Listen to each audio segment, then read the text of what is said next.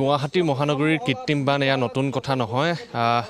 এজাক বৰষুণ আহিলেই এনেধৰণৰ পৰিৱেশ পৰিস্থিতি দেখা পোৱা যায় আৰু আমি আজি পুনৰবাৰ আচলতে পুৱাৰ ভাগতে ৰুক্মিণী গাঁৱৰ যিটো পৰিৱেশ সেই পৰিৱেশটো দেখাবলৈ আহিছোঁ। এটা অপৰিৱৰ্তিত পৰিৱেশ ভিতৰৰ অঞ্চললৈ প্ৰৱেশ কৰিছোঁ। SDRFৰ যিসকল জোৱান আছে তেওঁলোকে যথেষ্ট কষ্টৰে এই নাৱৰ সহায়ত মানুহবোৰক যিটো জৰুৰীকালীন তেওঁলোকক সহায়ৰ প্ৰয়োজন তেওঁলোকক সহায় কৰিছে নাও সহায়ত আৰু এইখিনি মুহূৰ্তত ভিতৰলৈ প্ৰৱেশ কৰি আমি পৰিৱেশটো দেখুৱাইছোঁ। এতিয়া প্ৰতিটো পথ উপপথত প্ৰায় একাঠো পানী আৰু ভিতৰত একাঠো পানী হোৱাৰ বাবে এতিয়া ইয়াত যাতায়াতৰ যথেষ্ট অসুবিধাৰ সন্মুখীন হ'ব লগা হৈছে আৰু এইখিনি মুহূৰ্তত আমি ৰুক্মিণী গাঁও হাইস্কুল দেখুৱাইছোঁ।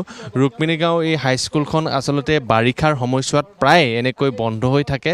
যেতিয়াই বৰষুণ আহে, বৰষুণ অহাৰ লগে লগে কৃত্ৰিম বান হয়। কৃত্ৰিম বান হোৱাৰ পাছত এনেধৰণৰ এটা পৰিৱেশ সৃষ্টি হয় আৰু যি পৰিৱেশৰ বাবে স্কুলখন যিখন ৰুক্মিণী গাঁও হাইস্কুল সেই হাইস্কুলখন বন্ধ দিব লগা এটা পৰিৱেশ পৰিস্থিতি আহে আৰু আজিও স্কুল এটা খোলা দিন আছিল, কিন্তু খোলা দিনটোত স্কুলখন বন্ধ দিব লগা হৈছে কেৱল মাত্ৰ কৃত্ৰিম বানৰ বাবে আৰু এই কৃত্ৰিম বানৰ বাবে এতিয়া এই স্কুলখন বন্ধ দিব লগা হৈছে আৰু আমি ভিতৰৰ পৰিৱেশটো দেখুৱাইছোঁ।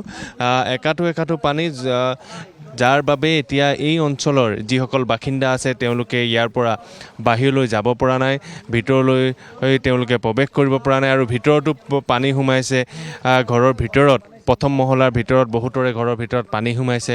ইয়াত থকা যিসমূহ দোকান আছে সেই দোকানসমূহ সম্পূৰ্ণৰূপে বা যি দোকানত থকা সা সামগ্ৰী সম্পূৰ্ণৰূপে নষ্ট হৈছে আৰু সেই পৰিৱেশটো দেখা পোৱা গৈছে যে নষ্ট হোৱাৰ পৰিপ্ৰেক্ষিতত এই দোকানখন কিমান ক্ষয়ক্ষতি হৈছে ইয়াত যিসমূহ দোকান আছে।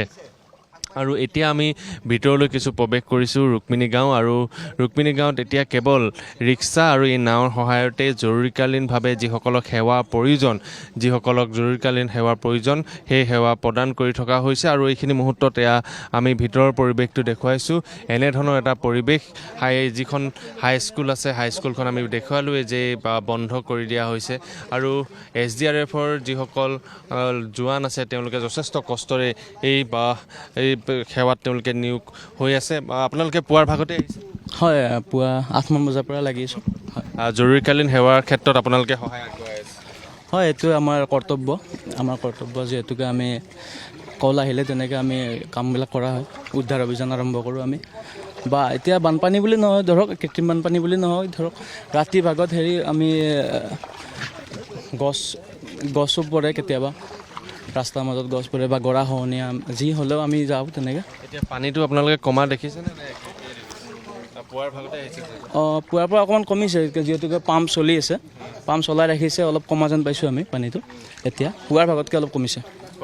হয়, বৰষুণ কেইখন সদ্যহতে আমাৰ এতিয়া এখনেই বোট আছে আজি।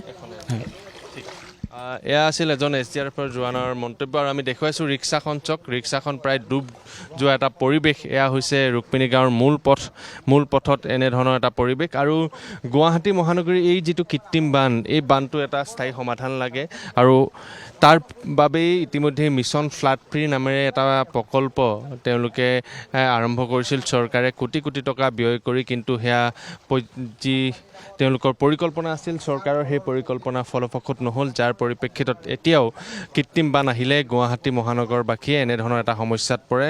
অকল ৰুক্মিণী গাঁও এই অঞ্চলে নহয় বা মূল যিসমূহ পথ আছে আজিৰ তাৰিখত যদি চোৱা যায় যে GS ৰোডতো পানী হয়, গুৱাহাটীৰ বা বিভিন্ন প্ৰান্ততো তেনেকৈ আমি পানী হোৱা দেখা পোৱা যায় আৰু এইখিনি মুহূৰ্তত আমি এই পৰিৱেশটো দেখুৱাইছোঁ। এয়া ৰুক্মিণী গাঁৱৰ ভিতৰৰ পৰিৱেশ আৰু এয়া আমি দেখুৱাইছোঁ।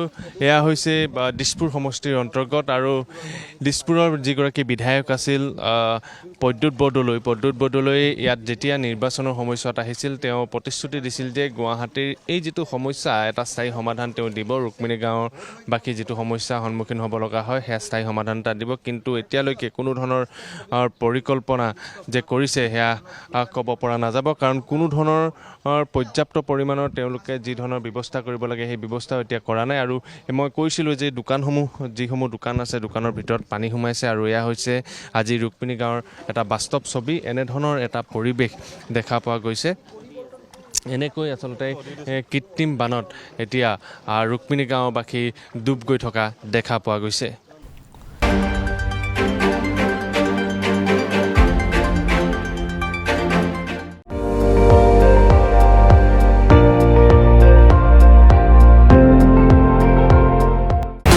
আপুনি চাই আছে ND24 সৰ্বশ্ৰেষ্ঠ নহয় সৰ্বোত্তমৰ দৌৰত।